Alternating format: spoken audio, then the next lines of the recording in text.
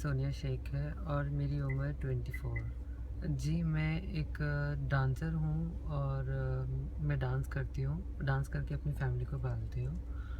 और मैं एक फ़ंक्शन में गई थी, वहाँ पर मैं एक लड़का मिला था मुझे आज से 1-2 साल पहले। वो मुझसे मतलब जब मिलने लगा, ऐसी बात करने लगा, तो मैंने उसको पहले ही बोल दिया था कि मतलब मुझे मेरी फैमिली को देखना है, मुझे इस सब चीज़ों में इंटरेस्ट नहीं है। तो वो बोलने लगा कि नहीं, मैं तुम्हारी फैमिली का भी ख्याल रखूँगा, बस तुम एक बार हाँ करो, मैं ऐसे धोखा नहीं दूँगा। जहाँ पर मैं भी रहने लगती थी, मैं अपनी कम्युनिटी में अपनी बरादरी लोगों के पास, तो वहाँ पर मैं कॉल नहीं उठाती थी, तंग होकर तो वहाँ पर पहुँच जाता था, वहाँ पर आकर बहुत गड़बड़ करना। एक 2 डेढ़ साल ऐसे ही चला, मैं बहुत झेली हूँ उसको, बहुत भी बहुत। जब मेरा सब्र का बाँध टूट गया, तब मैंने उसको बोला कि बहुत गुस्से में आकर मैंने बोला कि तुम अपनी जगह रहो, मैं अपनी जगह, मुझे नहीं चाहिए ये सब, ना तो तुम चाहिए, मैंने तुमको पहले ही बोला था। फिर तुमने मुझे कहा कि तुम मेरा ख़्याल रखोगे, मेरी फैमिली को देखोगे। मुझे पहले ही पता था कि कोई एक इजड़े का साथ कभी नहीं दे सकता, तो अपनी वो मेरी फैमिली को क्या देखेगा? कुछ जो भी है मुझे करना है, मुझे कमाना है, मुझे ही देखना है अपनी फैमिली का और मेरा भी खुद का। तो वो बोला कि मुझे कि नहीं, मुझे तुझे ऐसे नचाना मेरे को बहुत तेरे तेरे में इतना एटीट्यूड था ना, मुझे तुझे नचाना ऐसे अच्छा लगता है। तो मैंने उससे दूर-दूर रहने लगी।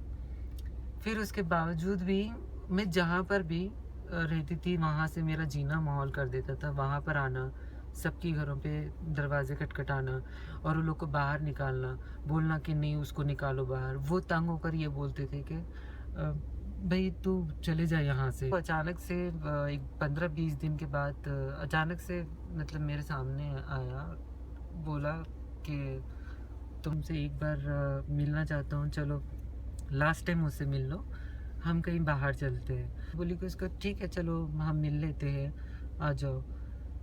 तो मतलब शायद ही वो मेरी बहुत वो डिसीजन मेरे लिए बहुत गलत। तब उसका फ्रेंड आया था उसके साथ में, तब मैं खुद शॉक हो गई कि अरे मतलब ये क्यों लेकर आया है इसको। तब मैंने सोचा शायद चलो कोई बात नहीं, मुझे क्या करना है, मुझे तो उससे बात करना है, मतलब लास्ट टाइम मिलना है तो इन्जॉयमेंट होगा, हम पार्टी वगैरह करेंगे, उसके बाद घर चले जाएंगे। ओह! वहाँ पर मैं बोला कि मैंने उससे पूछा कि मतलब ये क्यों आया है? मतलब आपके दोस्त हमें कभी नहीं किया। फिर वहाँ पे जाने के बाद अपनी असलियत पे आ गया। बोला कि यहाँ पर आ, यहाँ पर बैठ। उस दिन तो बहुत बड़ी-बड़ी बातें अपनी बरादरी लोगों के सामने बोल रही थी ना, अभी बोल। मैं एकदम शॉक हो गई। मैं बोली हाँ, या अल्लाह मैं कहाँ फँस गई? ये मतलब मैं सोची क्यों नहीं? तो फिर वो उसका दोस्त बोल रहा था हाँ हाँ, मैं भी सुन रहा था ऐसा, ये बोल रही थी ना, हाँ हाँ। अरे तुम लोगों की औकात ही क्या है जो हम लोगों को ललकारने की मत कर रहे थे, पीछे से हाथ लगाना, पीछे कोई आ जाना, फिर आगे एक आ जाना, फिर पीछे, ऐसी बहुत बार ऐसी किया। तो रास्ता, वो 1.5 घंटे के रास्ते में और वहाँ के वापसी के 1.5 घंटे के रास्ते में घर आने तक मैं बहुत कुछ बर्दाश्त की, और वहाँ भी जहाँ पर मैं वो लोग लेके गए थे। उसके बाद मुझे मेरा घर से 1 किलोमीटर पहले लोग ने गाड़ी रोक कर बोला कि तुझे अपने ऊपर इतना घमंड है ना, तो आगे अपना घमंड चला के बता, हम भी तो देखेंगे। मैंने बोला कि इतना मुझे तंग कर लिए, बस और भी कुछ बाकी है क्या? तुम लोग ऐसे क्यों कर रहे मेरे साथ? मैंने क्या बिगाड़ा? बस मैंने मना किया था ना, तुम अपनी जगह रहो और मैं अपनी जगह। तो तुम होती कौन है हमको बोलने वाली? तेरी औकात क्या है हमको ये समझाने वाली? हमको जहाँ कहाँ रहना, कहाँ नहीं रहना? अब तेरी औकात हम बताएँगे। तो मैंने बोला कि जो करना है कर लो, अभी मुझे यहाँ से उतरना है बोल के मैं जैसे गाड़ी का डोर खोलकर ऐसे डोर खोल रही थी, तो डोर नहीं खुला, तो मैं ऐसे खींच रही थी उसको खोलने के लिए।